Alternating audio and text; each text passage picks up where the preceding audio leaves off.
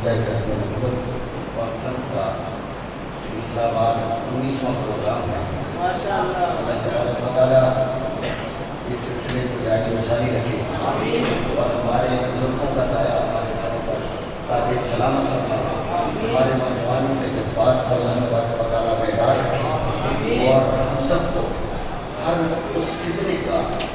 بڑی جرت اور غیرت ایمانی کے ساتھ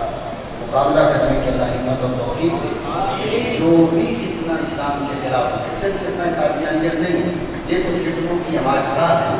یہ تو سب سے بڑا فتنہ ہے اور یہ وہ فتنہ ہے جو مسلمانوں کے گروپ میں، مسلمانوں کے گھروں کے اندر، گلیوں میں، بازاروں میں، مسلمانوں کی بستیوں میں بس رہا ہے، مسلمانوں جیسے نام رکھ رہا ہے، مسلمانوں جیسے شعار اپنا رہا ہے، نماز بھی پڑھتا ہے، روزہ بھی رکھتا ہے، حج عمرے کا بھی دعویٰ کرتا ہے۔ بڑے مرزائی ایسے بھی سیالکوٹ کے اندر رہتے ہیں کہ جو مسلمانوں کو کہتے ہیں کہ ہم عمرہ کر کے آئے ہیں، تو ہمیں مسلمان نہیں سمجھتے، ہم عمرہ کر کے آئے ہیں۔ تو اس طرح کے لوگ بھی دعوے دار اس بستی کے اندر، اس شہر کے اندر رہنے والے ہیں۔ تو ایسے لوگوں کی شناخت اور پہچان علماء کی رہنمائی کے بغیر ممکن نہیں۔ علماء ہی ایسے فتنے کو ہمارے سامنے لا سکتے ہیں اور بتا سکتے ہیں کہ یہ وہ فتنہ ہے، وگرنہ ان کی شکل و صورت، ان کا لباس، ان کی چال ڈال، ان کی بولیاں اور ان کے سارے طور پر سارے مسلمانوں جیسے ہیں، تو اپنے آپ کو وہ کہتے بھی مسلمان ہیں۔ یہ ایک بڑی دکھ کی بات ہے، وہ اپنے آپ کو کہتے بھی مسلمان ہیں اور اس کے باوجود وہ اسلام کے دشمن بھی ہیں اور اسلام کے دشمنوں کے حواری بھی ہیں اور اسلام کے دشمنوں کے ساتھی بھی ہیں اور مسلمانوں کے ایمان کو گم کرنے کے لیے ہمارا صبح و شام دن رات کو کوشاں ہیں۔ وہ اپنی جان کو بھی، اپنے مال کو بھی، اپنی اولاد کو بھی، اپنی بیٹیوں کو بھی، اتنی گہری فکر ہے اس فتنے کی کہ اپنی بیٹیوں کی عزت کو بھی اگر ان کو اپنا مشن کامیاب کرنے کے لیے لوٹانی پڑے تو وہ تیار ہیں۔ لیکن ہم یہ ثابت کرنا چاہتے ہیں، ہم اپنی نوجوان نسل کو یہ سبق پڑھانا چاہتے ہیں کہ یہ جتنی مرضی حسیناؤں کو تمہارے سامنے لے کر آئیں، تمہارے ایمان کے اندر اتنی جرأت اور غیرت ہونی چاہیے کہ تم ان کو کہہ دو، جس حسینہ کو بھی میرے سامنے لاتے ہو تم اس کو یہ کہہ دو، جاؤ حسینوں اپنا کام کرو، یہ نظر وقت ہے انوار مصطفیٰ کے۔ ہمارا نوجوان شرم و حیا کا بہتر ہو، ہمارا نوجوان اس کا دل طمع اور لالچ سے خالی ہو، کیونکہ حب الدنیا راس کل خطیہ، دنیا کی محبت ہر شر کی جڑ ہے، ہر برائی کی جڑ ہے۔ یہ مرزا قادیانی ایسے نہیں پیدا ہوا، اس کو ہرس اور لالچ نے کذاب بنایا، اس کو ہرس اور طمع نے اس حد تک پہنچایا، یہ ہم سے انگریزوں کی نظر میں اپنا مقام پیدا کرنا چاہتا تھا، جس کی وجہ سے اس نے اس حد تک فریاد پڑھی کہ جن کا شمار نہیں۔ لیکن مسلمان بھائیوں، یہ بات آپ کو ہم باور کروانا چاہتے ہیں اور آپ کو سبقت پڑھانا چاہتے ہیں اور یاد رکھوانا چاہتے ہیں کہ کسی بھی مسلمان کو اس فتنے سے کسی لمحہ پر بھی ذرا بھی غافل نہیں رہنا چاہیے۔ یہ خاموش ایمان کے قاتل ہیں، پتہ بھی نہیں چلتے تھے اور ایمان پہ ڈاکہ ڈالتے ہیں، لیکن الحمدللہ میرا رب جس کو چاہتا ہے، میرا رب جسے چاہتا ہے ہدایت دیتا ہے۔ جس کو اللہ گمراہ کرے اس کو کوئی ہدایت نہیں دے سکتا، اور جسے اللہ ہدایت دینا چاہے اسے کوئی گمراہ نہیں کر سکتا۔ میں اسی سلسلے کی ایک کڑی آپ کے سامنے پیش کرنا چاہتا ہوں۔ ہمارے پاس ایک ایسا بزرگ، میں اس کو نوجوان کہوں گا مگر یہ بزرگ بھی ہے عمر کے لحاظ سے، مگر جذبوں کے لحاظ سے یہ جوان ہے کہ جس کی ساری برابری آج بھی مرزا قادیان کی جھوٹی محبت کے اندر شکار ہے، لیکن اس کے باوجود اس بندہ نوجوان نے ان کے اس باطل مذہب پر لعنت ڈال کر، قادیانیت پہ لعنت ڈال کر، مرزا قادیانی پہ لعنت ڈال کر، قادیانی اسلام نے اعلان کیا ہے۔ اپنی جگہوں میں تشریف رکھیں، اللہ آپ کے جذبوں کو سلامت رکھے۔ یہ محترم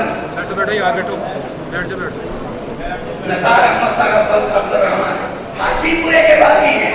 لیکن میں جس طرح آپ کی توجہ دلانا چاہتا ہوں، یہ شخص اس کو مسلمان ہوئے ایک عرصہ گزر گیا، مگر اس کے باوجود کتنے دکھ کی بات ہے، کتنی شرمندگی کی بات ہے کہ مرزا قادیان کا کوئی جھوٹا غلام بن جائے تو وہ اس کو ہاتھوں پہ اٹھاتے ہیں، کندھوں میں بٹھاتے ہیں، سر پہ اٹھا کر لندن کا کو لے جاتے ہیں، مگر ایک حاجی پورے میں غریب آدمی رہ کر اس فتنے پہ لعنت ڈال کر محمد مصطفیٰ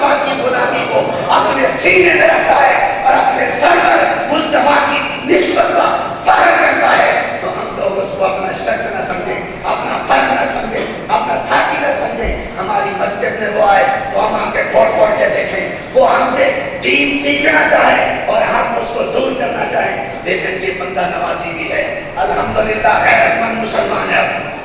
اللہ اس کے ایمان کی حفاظت کرے، وعدہ کرو یہ تمہاری گلیوں میں رہتا ہے، اس بھائی کو تمہارے مال کی ضرورت پڑے مال دو، یہ مانگے گا نہیں تم سے انشاءاللہ، یہ پکی بات ہے، یہ مانگے گا نہیں تم سے، لیکن اگر اس کو ضرورت پڑے تو اس کو اپنا بھائی سمجھو۔ میرے پیارے نبی علیہ السلام نے یہ رشتہ جو ایمان کا استوار کیا ہے وہ حدیث آپ نے بارہا سنی۔ حضرت ابن مسعود رضی اللہ عنہ فرماتے ایک دن حضور اپنے گھر سے باہر تشریف لائے اور گزرتے گزرتے نبی کائنات صلی اللہ علیہ وسلم مسجد نبوی سے باہر نکلے اور یہودیوں کے محلے تک چلے گئے، یہودیوں کی عبادت گاہ کا دروازہ آ گیا اور نبی علیہ السلام نے اندر جھانکا تو ساری عبادت گاہ یہودیوں سے بھری پڑی تھی۔ تو آقا علیہ السلام نے دیکھا کہ ایک شخص وہاں کھڑے ہو کر تورات شریف پڑھ رہا ہے، تورات کی تلاوت کر رہا ہے۔ جب اس نے حضور علیہ السلام کو دیکھا تو اس نے پڑھنا وہی بند کر دیا، وہی رک گیا۔ آپ نے فرمایا آگے بھی پڑھو، وہ نہیں پڑھ رہا تھا۔ اتنے میں اسی عبادت گاہ کے ایک کونے میں ایک مفلوج شخص تھا، وہ بیٹھا ہوا ہے، وہ کہنے لگا یہ نہیں پڑھے گا اب میں پڑھوں۔ یہ حکایت اور کہانی نہیں ہے، میں قربان جب اپنے نبی پر جب ان کا کوئی بننا چاہتا ہے تو میرے مصطفیٰ خود اس کے پاس چلے جاتے ہیں۔ حضور اس عبادت گاہ کے دروازے پر تھے، اس نے کہا ابھی یہ نہیں پڑھے گا اب میں پڑھوں گا۔ حدیث میں آتا ہے وہ اپنے آپ کو گھسیٹتا ہوا، چل تو سکتا نہیں تھا، اپنے آپ کو گھسیٹتا ہوا آگے بڑھا اور آگے بڑھ کر اس شخص کے ہاتھوں سے تورات چھین لی اور پھر اس نے تورات کے فرق پر نظر کی، دیکھتا ہی گیا۔ جب اس فرق کو دیکھا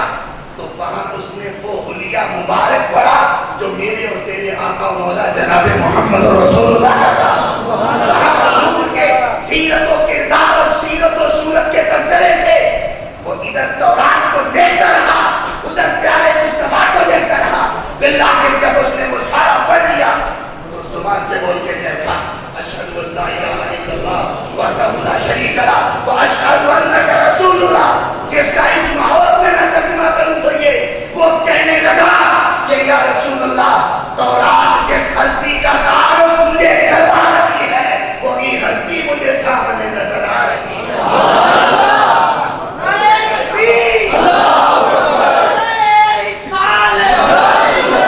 وہ مسلمان ہو گیا، ادھر اس نے کلمہ اسلام پڑھا، ادھر اس کی روح بھی پرواز کر گئی۔ کیا تھا کہ جو درے مصطفیٰ پہ پہنچا تو کتنی جلدی درے خدا پہ پہنچا۔ ابھی اس کی روح نکلی، میرے اور تیرے آقا مولا اجبال نبی نے فرمایا لو اخاکم، اے میرے صحابہ یہ تمہارا بھائی ہے، اب تم اس کے وادی وارث ہو۔ اس لیے میں یہی کہنا چاہتا ہوں لندن سے لے کے پاکستان تک، رتوا سے لے کے سیالکوٹ تک کوئی اس کا والی نہیں۔ اگر والی وارث ہو تو تم وہ ہو جو کہتے ہو میرا نبی کے بعد بس یہ تمہارا ہے۔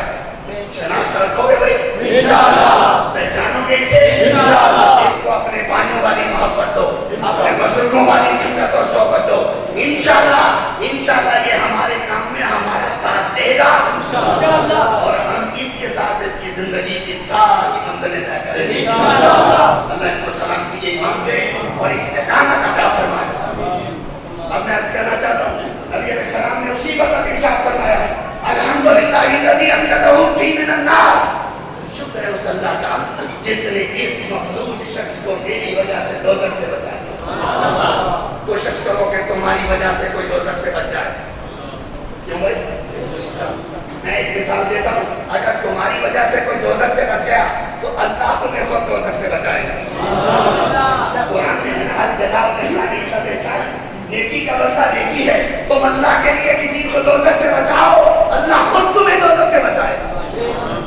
جس کو اللہ بچائے گا وہ زیادہ محفوظ ہے، یا جس کو ہم بچائیں گے وہ زیادہ محفوظ ہے۔ کوشش کرو تمہاری وجہ سے کوئی نمازی بن جائے، کوشش کرو تمہاری وجہ سے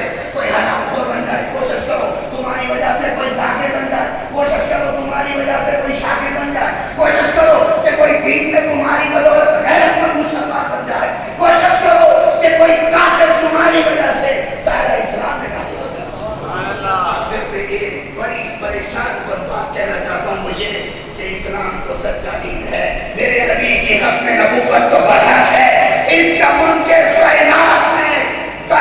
میں کوئی فرق وہ نہیں، آسمان عرش کیا فرق تک کل کائنات سوائے جن انسانوں کے اور کافر ہیں، ان کے علاوہ کوئی منکر نہیں ہوگا، باقی کائنات کی ہر چیز میرے اور تیرے نبی کو آخری نبی مانتی ہے۔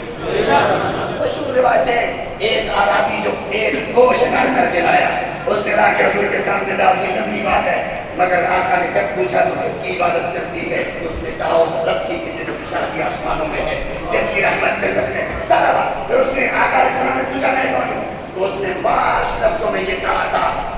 انت خاتم النبی۔ بہت کچھ کہا اس نے صرف ختم نبوت کے حوالے سے یہ اشارہ دیا، اس نے کہا آپ آخری نبی ہے۔ وہ جلالی صاحب نے حدیث ہو رہی تھی کہ وہ قضا بھی کہتا تھا کہ میں آخری ہوں اپنی جد میں، اور آپ رسول اللہ کے رسولوں میں آخری رسول ہیں، آپ میری کچھ بتا ہوں۔ تو میرے دوستو، جہاں قضا اور جو مانتے ہیں تو جو پھر ان کی ختم نبوت کا منشر ہے، وہ ان سے بھی کتنا کیا گزرا ہوگا۔ اب میں آؤں اور قبلہ مفتی صاحب کے درمیان ذرا بھی حائل ہونا نہیں چاہتا، لیکن یہ میری گزارش ہے کہ مسلمانوں اپنی صفوں میں اتحاد پیدا کرو، اپنے دلوں میں محبت پیدا کرو، اپنے ہاتھوں میں ہاتھ ڈال لو، پاؤں سے پاؤں جوڑ لو، کندھے سے کندھا جوڑ لو۔ یہ فتنہ کسی صورت بھی تمہیں اکٹھے نہیں رہنے دینا چاہتا، یہ تمہیں بکھیرنا چاہتا ہے، تمہاری قوت کو منتشر کرنا چاہتا ہے، اور یہ اندر بیٹھ کر تمہارے اندر فتنے برپا کرنا چاہتا ہے۔ لہٰذا ان سے بچنا ہے تو اپنے پنجے مضبوط کر لو، اپنے کندھے مضبوط کر لو، اپنی ہمتیں جمع کر لو، اور ہم وقت تیار رہو کہ جب بھی ختم نبوت کو میری جان کے خون کی ضرورت پڑی تو میں اپنی جان کا آخری قطرہ بھی نموذج رسالت پر قربان کرنے لگا۔ ہمارے تو بزرگوں کی تعریف یہ بھی ہے، یہ جو اللہ والے آج ہماری محفل کو جس ہستی میں رونق بخشی ہوئی ہے، آپ ان کی زیارت نہیں کر رہے ہیں، ان کے چہرے پہ سلیقت سے دیکھیں کہ خدا یاد آئے، آپ کو حقیقت کوئی مبالغہ نہیں ہے، یہ وہ لوگ ہیں جن کی سانس میں اللہ کے نام کے ساتھ چلتا ہے۔